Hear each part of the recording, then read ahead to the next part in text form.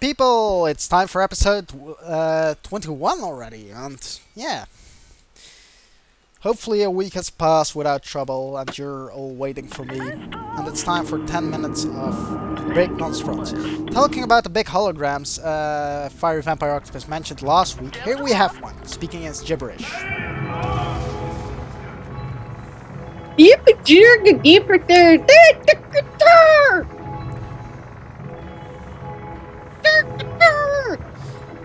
It's kind of silly actually to see them, since these religious vehicles tend to destroy themselves by spreading their message.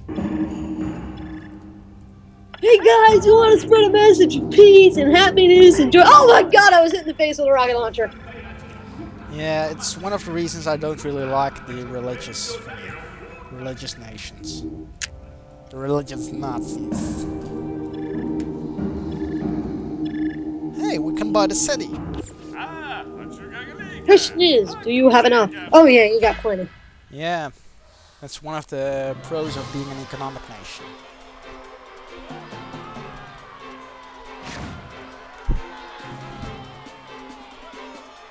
You know, I ought to go and make turrets for everything by the time we're going to space. Put turrets around every city and stuff like that. Space! We already did that! I know, that was last episode's joke. I don't care. Now our entire fleet of big economic things can go here. We help them. And they're already forgetting. We come offering gifts. Yes, we want to give you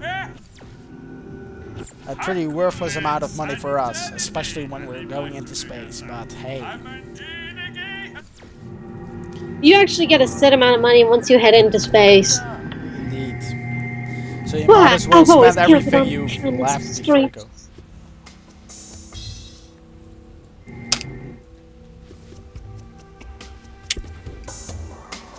It also means I'm going to defend this city with useless turrets, which will probably never see any use, but still.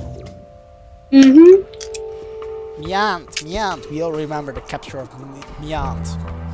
First trying to capture it from the original owners, then buying it from the evil galactic empire of Lord Vader, who got defeated.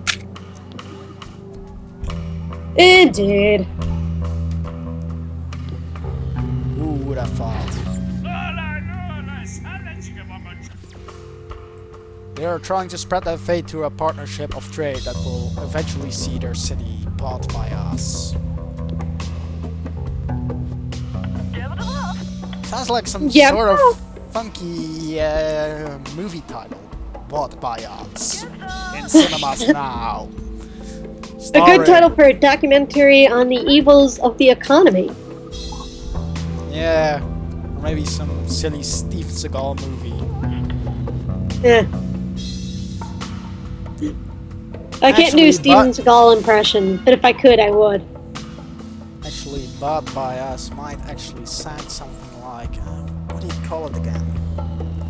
Something of a movie about American capitalist imperialism or something like that. With the us and two huge capital letters. So it says bought by US.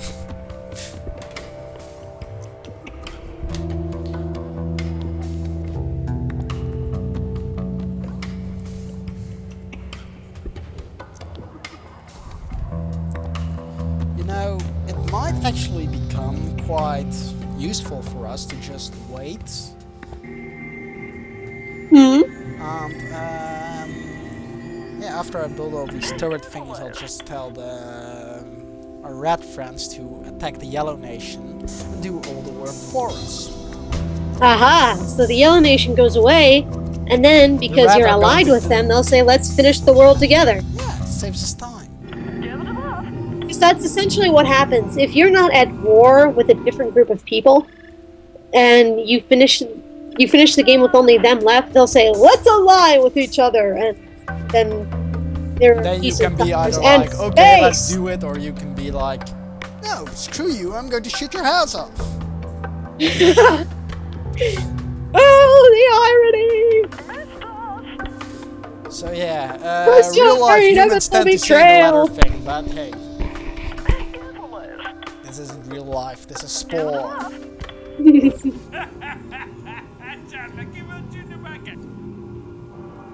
Yeah, we'll give you your bargain price to be mercenaries. We're an economic nation, we make more than enough money off your backs already. Taxes!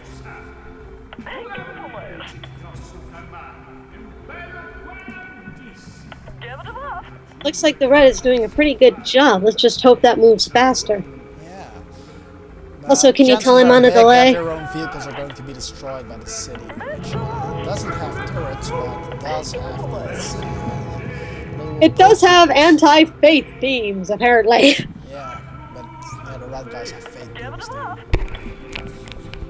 I wonder if you were to attack Vatican City, if you got these fade beams, this huge Pope hologram.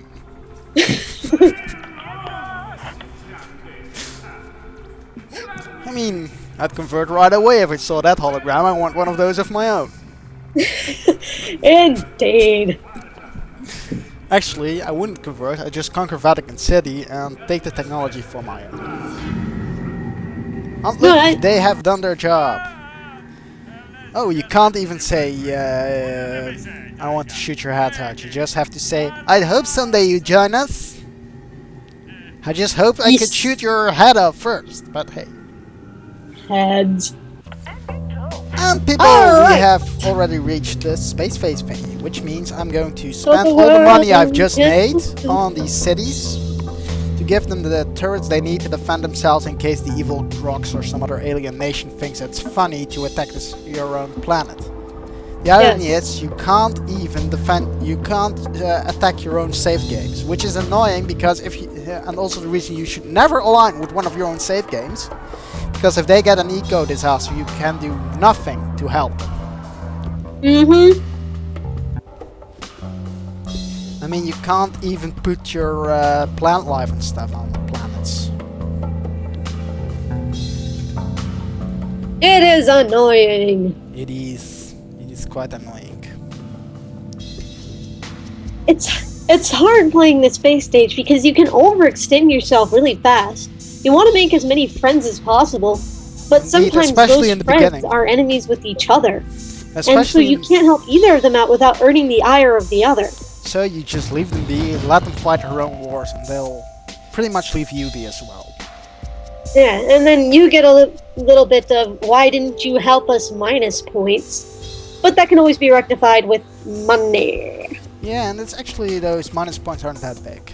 If you have some trade routes or something, they won't even mind. Personally, I just feel guilty for not helping out people who may need it. But at the same time, it's like, you want to have a large, big empire with a lot of planets. And not only the more allies you have, the more you gotta run around like crazy. The more allies you have... Wait, no. Let me say it again. Not only the more allies you have, the more likely they are to fight with each other, and there's nothing you can do about it. The more allies you have, the more likely it is that they're all going to be asking you to do something for them. Help! Save our planet's ecosystem! Help! We're being attacked by the Groks! Help this! Help that! But it is, especially early in the game, it is preferable to going around and having your planets attacked every other second, because you have so many enemies, they're all going to attack your planets all at once. And contrary to the NPC nations, you don't have a space fleet. You have to do everything for your empire and for your allies.